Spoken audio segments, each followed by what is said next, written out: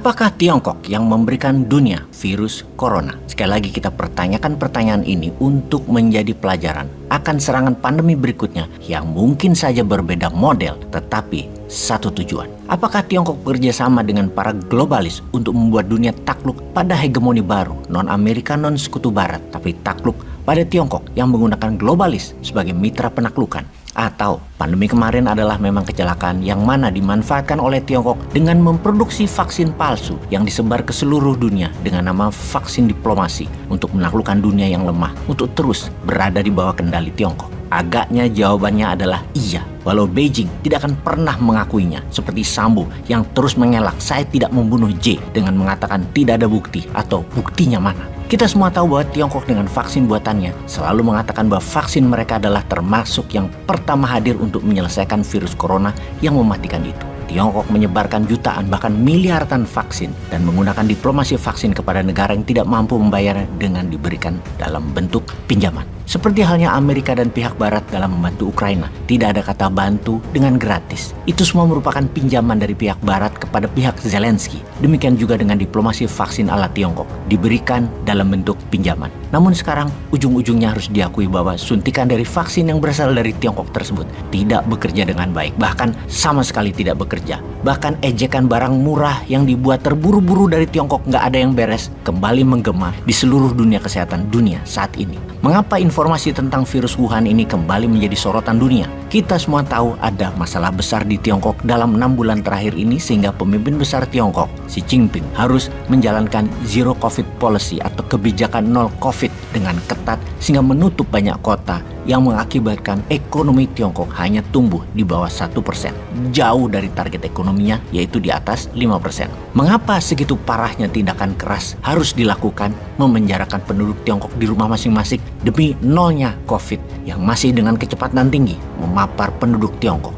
Hingga minggu kemarin pemerintahan Tiongkok akhirnya harus mengambil obat virus corona dari negara lain, dari perusahaan lain yang terbukti berhasil menyembuhkan keterpaparan pasien corona. Salah satunya ambil dari Pfizer secara besar-besaran. Karena vaksin mereka tidak bekerja sama sekali di tubuh para penerimanya. Secara masif ternyata ada serangan balik dari corona di Tiongkok saat ini dalam jumlah yang sangat luar biasa besarnya. Jauh lebih besar dari apa yang dilaporkan dalam data dunia. Tiongkok mengurangi dan tidak mengatakan yang sebenarnya. Namun faktanya Tiongkok masih di lockdown karena vaksin yang dipakainya tidak ada yang bekerja sehingga tidak terjadi herd imunitas di penduduk Tiongkok. Herd immunity adalah kekebalan tubuh penduduk yang lebih besar dari jumlah pandemi terpaparnya. Kekebalan terjadi karena memang imunitas tinggi atau dibantu vaksin. Vaksin yang bekerja tentunya. Di sisi politis, Xi Jinping sudah merasa tidak kuat lagi untuk memaksa penduduk berada di rumah, di penjara di rumah. Pemerintah akhirnya menyerah dengan suara rakyat yang berteriak, yang meminta dirinya bahkan untuk mundur dan juga bubar Partai Komunis Tiongkok. Satu-satunya cara adalah menyerah, menutupi kekalahan dengan membeli obat-obat antivirus yang akan diberikan kepada rakyat Tiongkok dan bukan lagi menggunakan vaksin. Tiongkok akhirnya dengan demikian terpaksa membeli obat anti-COVID yang terbukti ampuh dari Pfizer yang bernama Paxlovid. Ketika barang ini tersedia di online di Tiongkok, dalam 1 jam langsung sold out. Jutaan paket terjual dalam hitungan jam. Memperlihatkan betapa parahnya keadaan di Tiongkok saat ini akan serangan besar dari gelombang ketiga corona. Bukan hanya rakyat Tiongkok yang kena prank oleh pejabat negara mereka, namun Tiongkok menyebarkan dan menggunakan vaksin ini ke banyak negara sebagai senjata tekan ekonomi. Debt trap, jebakan hutang. 1,8 miliar dosis telah disebar ke seluruh dunia, 300 juta sebagai sumbangan. Namun sisanya adalah dijual dan dihutangi negara-negara tersebut. Kamboja salah satu negara yang dihutangi vaksin ini. Ada 30 juta dosis vaksin Kamboja dapat. Apa itu diplomasi vaksin oleh Tiongkok? Seperti pengakuan Nicaragua untuk menerima sumbangan vaksin, maka Nicaragua harus memutuskan hubungan bisnis dengan Taiwan.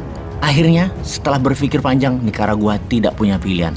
Jutaan orang sudah terpapar yang membuat Nicaragua menerima syarat Tiongkok, melepas hubungan bisnis dengan Taiwan, dan mendaratlah 2 pesawat vaksin dari Tiongkok besoknya.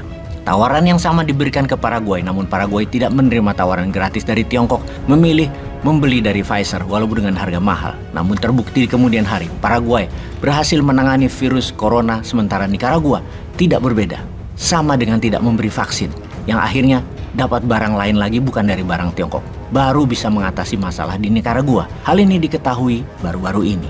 bukan kejadian waktu di tahun 2020. Kampanye Xi Jinping pada dunia di tahun 2020 mengatakan bahwa vaksin Tiongkok adalah solusi dunia, ternyata balik arah terhadap dirinya sendiri sekarang. Secara jumlah, negara Bangladesh misalnya, kehilangan banyak tenaga medis karena menggunakan vaksin ini, namun vaksinnya tidak bekerja, sehingga rakyat Bangladesh akhirnya dapat bantuan dari India yang obatnya berhasil menangani penyembuhan corona dan tidak menggunakan vaksin, pakai obat.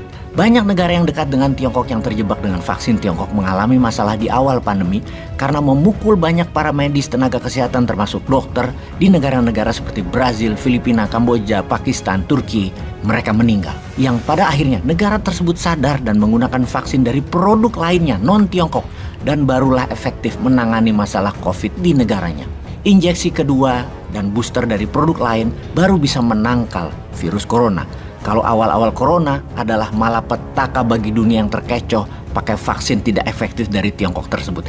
Harusnya sekali lagi Tiongkok ini bertanggung jawab. Tiongkok memang menghasilkan billion dollar atau keuntungan dari pandemi ini, namun ternyata sekarang memakan karmanya sendiri mereka itu. Kalau kita melihat dari kacamata HAM, hak asasi manusia, apa yang dilakukan Tiongkok adalah extraordinary crime atau kriminal berat yang harus bertanggung jawab atas meninggalnya jutaan manusia di dunia ini di awal pandemi karena percaya omongan pemimpin besar Tiongkok tersebut. Banyak tenaga medis yang tetap terpapar setelah diinjeksi vaksin Tiongkok di tahun 2020 dan itu menjelaskan apa? Vaksin Tiongkok tidak bekerja dan mereka yang mempercayainya seharusnya bertanggung jawab atas percaya pada vaksin palsu yang tidak bekerja tersebut. Banyak negara yang segera memberikan vaksin lain lagi seperti AstraZeneca, Pfizer, barulah pandemi teratasi. Bahkan banyak negara yang tidak lagi memfokuskan pada vaksin tapi pada obat. Karena vaksin punya keterbatasan, obat ternyata lebih efektif diberikan kepada yang terpapar. Kita kembali ke Tiongkok sekarang, di mana saat ini belum juga dibuka lockdown dan masih menjalankan dengan keras zero covid policy. Ada apa? Karena herd imunitas di Tiongkok tidak tercapai, maka obat dari asing dibuka dan mulai melonggarkan kebijakan zero covid dengan menanggung malu harusnya kalau pemimpin Tiongkok tersebut punya kemaluan yang besar. Namun tidak akan pernah terjadi pejabat mengaku salah, potong buntut salahkan anak buah, itu lebih pasti. Coba kita detailkan mengapa Tiongkok sampai saat ini membangun rumah sakit dengan kecepatan yang luar biasa untuk menambah fasilitas dan jumlah rawat inapnya. Apa nggak ada virus corona di sana? Ada, dan rakyatnya belum mencapai kekuatan imunitas skala masif yaitu 80% penduduknya imun. Belum, masih jauh. Itulah bencana ciptaan mereka sendiri yang mereka rasakan sekarang. Oke sahabat, bagaimana pendapat kalian akan informasi kali ini? Yuk kita share pendapat sahabat di kolom komentar di bawah ini.